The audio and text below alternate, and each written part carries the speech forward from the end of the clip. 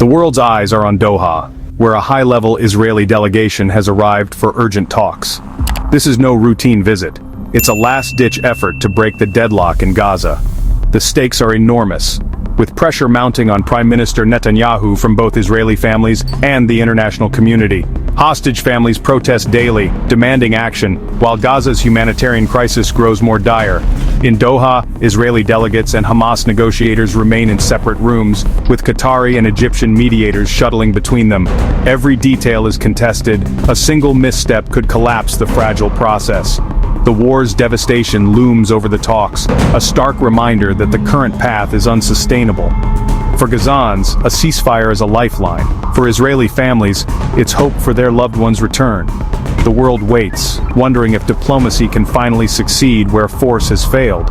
The urgency is real. This moment could shape the region's future. The decision to return to talks signals that both sides know the status quo cannot hold. Now the question is, can they find common ground before time runs out? At the heart of these negotiations is the fate of the hostages, real people whose lives hang in the balance. The proposed deal, based on a US-backed framework, would see a phased release, women, elderly and sick first, in exchange for Palestinian prisoners. A 6-week ceasefire is on the table, allowing desperately needed aid into Gaza and a pause in the violence. This truce could open the door to a broader, lasting peace if momentum holds. Talks also address Gaza's future reconstruction, governance, and the day after the fighting stops. These are complex, unresolved issues, but ignoring them risks repeating the cycle of violence.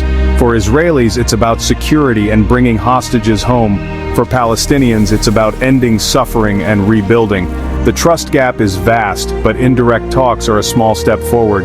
The world sees a glimmer of hope, proof that even bitter enemies can talk when the alternative is more pain. The outcome remains uncertain, but the stakes could not be higher. Both sides know the current path leads only to more tragedy. Qatar is the linchpin of these talks, leveraging its unique ties to Hamas to keep dialogue alive. Doha's role isn't about endorsement, it's about access, making it the essential venue for indirect negotiations. Egypt, with its border and security interests, is the other key regional player controlling the main aid route into Gaza. Cairo's intelligence networks and history of mediation add critical weight to the process. The United States, Israel's closest ally, brings global influence and pressure, shaping proposals and pushing for compromise. President Biden's administration is deeply involved, seeking a deal that balances security and humanitarian needs. Together, Qatar, Egypt, and the US form a fragile but vital coalition. Each brings something unique: access, logistics, and leverage. Their challenge is to bridge deep mistrust and competing interests. Success depends on their unity and ability to keep both sides at the table. The fate of millions rests on this diplomatic triangle. The world is watching their every move.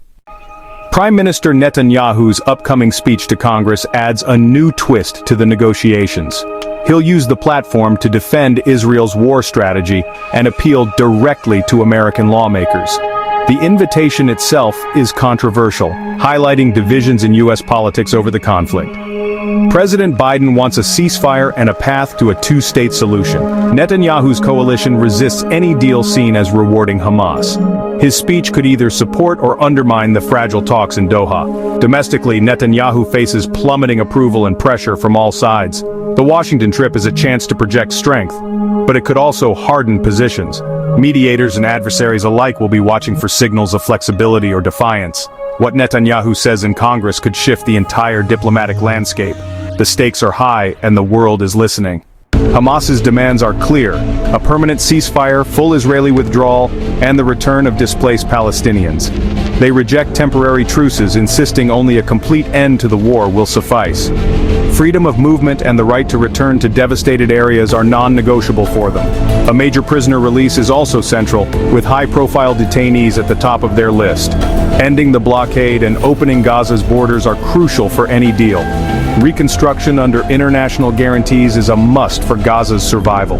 These demands clash directly with Israel's security goals. The gap is wide and compromise will be difficult. Yet, without addressing these core issues, any agreement risks falling apart, the challenge finding a middle ground that both sides can accept. The human toll in Gaza is staggering. Thousands dead, infrastructure destroyed, and famine looming. This suffering drives urgent calls for a ceasefire from around the world. The devastation has changed the calculus for all parties, making compromise more urgent than ever.